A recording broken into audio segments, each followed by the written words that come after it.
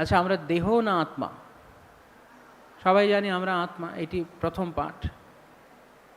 এখন আত্মা নিত্য না অনিত্য? নিত্য।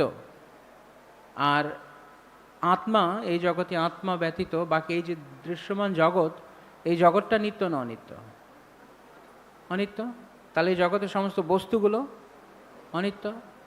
তো আমি যে কোনো বস্তুকে এই জগতে আঁকড়ে ধরার চেষ্টা করছি, তা নিত্য না অনিত্য? তাহলে নিত্য যদি অনিত্যকে আঁকড়ে ধরে, তাহলে তার পরিণাম কি হবে? পরিণামে সে কি পাবে? আনন্দ না বেদনা? সরল ব্যাপার। যে নিত্য, যেহেতু আমরা নিত্য, তাই আমাদের আনন্দটাকে ধরে রাখার প্রবণতাটা নিত্যকালের জন্য। কিন্তু যেই বস্তু থেকে আমরা আনন্দ পেতে চাইছি, যেই ব্যক্তি থেকে আমরা আনন্দ পেতে চাইছি, সেগুলো সব অনিত্য।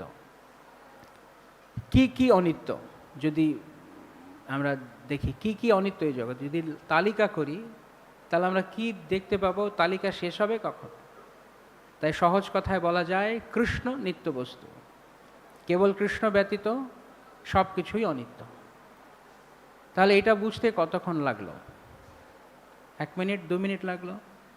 বুঝেছি আমরা। কারা কারা বুঝতে পেরেছেন এই বিষয়টি? এখন যদি প্রশ্ন করা হয় কারা কারা আমরা জীবনে এই বিষয়টি প্রয়োগ করি, যে আমি অনিত্য, আমি নিত্য, কিন্তু আমি অনিত্য বস্তুর প্রতি কখনো আকৃষ্ট হব না বা আমার বলে মনে করবো না, এটি কারা কারা অ্যাপ্লাই করছে, প্রয়োগ করছে জীবনে? করি না বলেই আমাদের এই দশা, দুঃখ।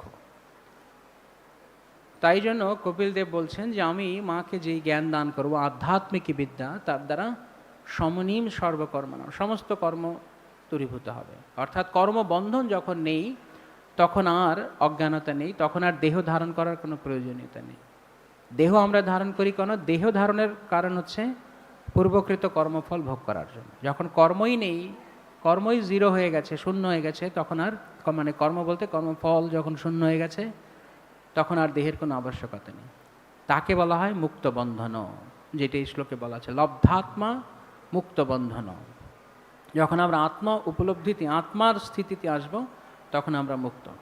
যেই মুহূর্তে জীব এইভাবে এই জ্ঞান থেকে কাজ করছে যে সে আত্মা, আত্মার দৃষ্টিকোণ থেকে যখন সে কাজ করছে, তখন সেই সমস্ত কর্ম বন্ধনের উৎপত্তি করে না। যখনই আমরা আত্মা নয় দেহের স্তর থেকে কাজ করছি, দেহ ভাবনা থেকে কাজ করছি, সঙ্গে সঙ্গে সেই কর্ম বন্ধন তৈরি করবে।